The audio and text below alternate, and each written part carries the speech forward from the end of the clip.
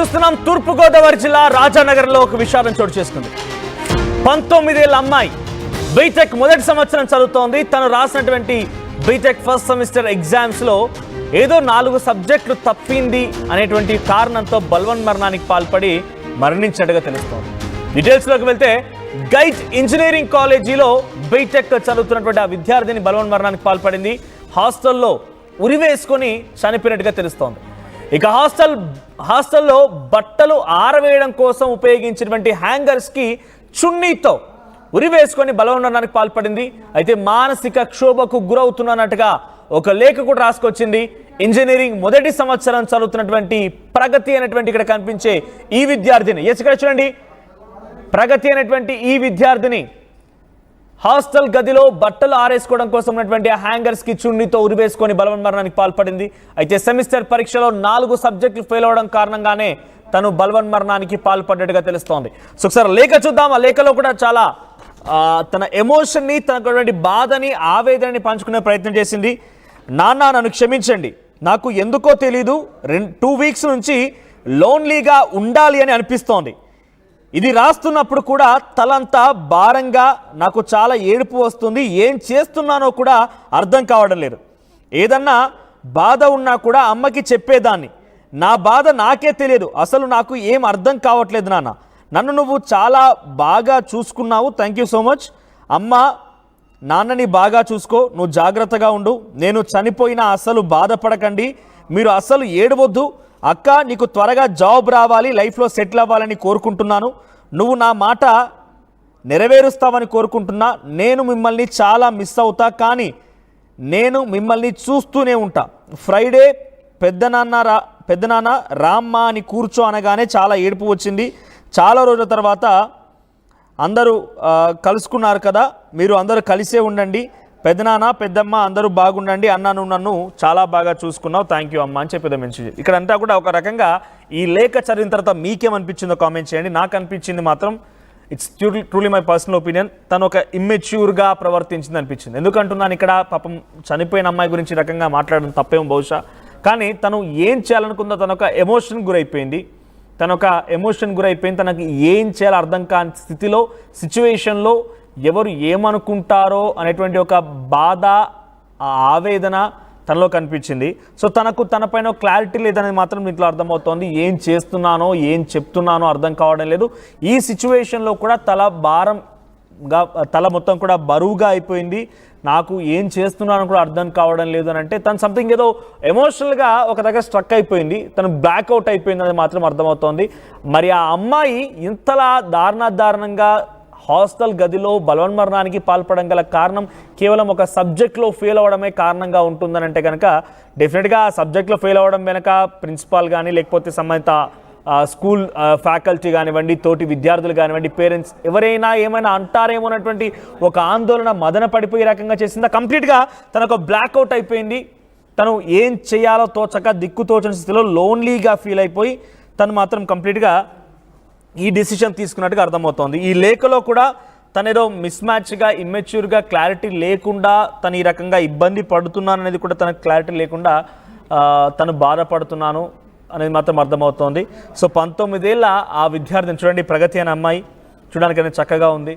చదువుకొని రేపటి రోజున ఒక బంగారు భవిష్యత్తు ఉంటుంది. ఆ అమ్మాయిని ఎంత ఖర్చైనా పర్వాలేదు, బీటెక్ లక్షల కొద్ది ఖర్చు అవుతుంది ఈ మధ్యకాలంలో, అయినా పర్వాలేదు. తన కుమార్తెని మంచి చదువులు చదివించాలి, ఉన్నత స్థాయిలోకి తీసుకువెళ్ళాలి, ఉద్యోగాన్ని సంపాదించాలి, తన కళ్ళెదుట ఉద్యోగం చేయాలి. రేపటి రోజున భవిష్యత్తులో ఒక మంచి ఉద్యోగం చేయడంతో పాటుగా ఒక మంచి అబ్బాయిని చూసి పెళ్లి చేయాలని ఆలోచనతో నా తల్లిదండ్రులకి ఒక తీరని శోకాన్ని మిగిల్చి వెళ్ళిపోయింది ఆ అమ్మాయి.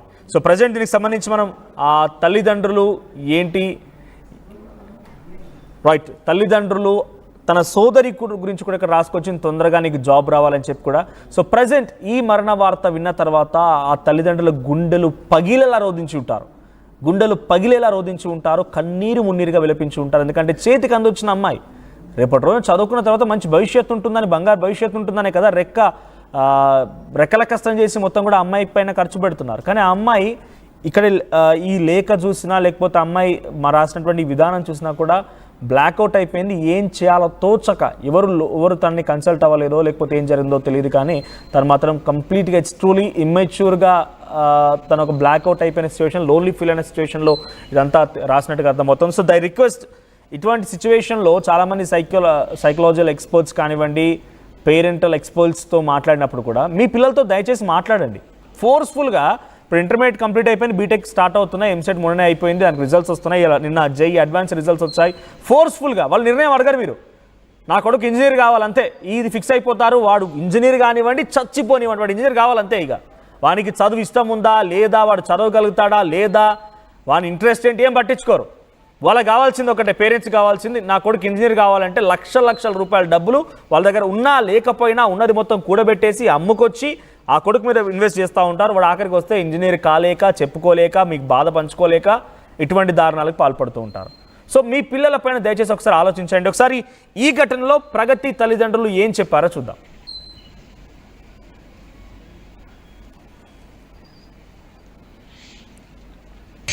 శనివారం రోజు సెలవులకు వచ్చి శనివారం రోజు ఇంటికి వచ్చింది. మాది కావల దగ్గర నర్సాపురం, గుంటూరు మండలం, మాది నెల్లూరు డిస్టిక్. కావలు వస్తే ఆడికి వచ్చిన తర్వాత మేము శనివారం రోజు ఇక్కడికి వదిలిపెట్టాం, ఇక్కడ నేర్చుకుని వదిలిపెట్టాం. ఎగ్జామ్ ఉందంటే వదిలిపెట్టేసిన తర్వాత ఇక్కడికి వచ్చిన తర్వాత వాళ్ళు తర్వాత 2 రోజుల తర్వాత రెండో రోజు ఎప్పుడో ఉదయాన్నే నైట్ వేసుకుంటే 3:30కి ఫోన్ చేశారు మాకు.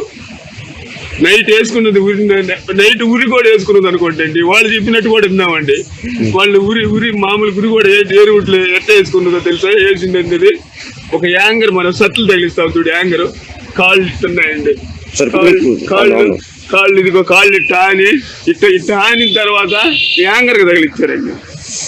యాంగర్కి తగిలిచ్చి ఎంత గందరగోళం చేసి నా బిడ్డను అన్యాయం చేశారండి. కాలేజీ యాజమాన్యం అంతా వాళ్ళంతా ఒకటయ్యి నన్ను గందరగోళం పట్టి చేసి మమ్మల్ని పరిస్థితులకు శవం తీయొద్దంటే ఒప్పుకోకుండా శవాన్ని తీశారండి రాత్రి. మీకు చివరిసారి మాట్లాడింది అమ్మాయి, మీ అమ్మాయి మీతో ఇప్పుడు మాట్లాడింది చివరిసారి మాతో వచ్చేసి అంతకు ముందు రోజు నైట్ మాట్లాడింది. వెళ్ళిన తర్వాత ఎప్పుడు మాట్లాడింది, సరే తర్వాత నైట్ మాట్లాడింది సార్. అంటే ఎప్పుడు మాట్లాడారు? చెప్పింది ఏదైనా కాలేజీలో ఇలాగా చెప్పు నాయన, ఎక్కువ మా ప్రెజర్ ఎక్కువ పెడతానని చెప్పారా? ఏం చెప్పలేదు, ఏం లేదు, మామూలుగా మాట్లాడింది. క్యాజువల్ గానే హెడేక్ వస్తుంది అని చెప్పింది. అచ్చా. ఈ కాలేజీలో ఏం చెప్తున్నారమ్మా? కాలేజీ వాళ్ళు ఉరేసుకొని మీ అమ్మాయి లెటర్ రాసి ఉరేసుకొని చనిపోయిందని చెప్తున్నారు సార్.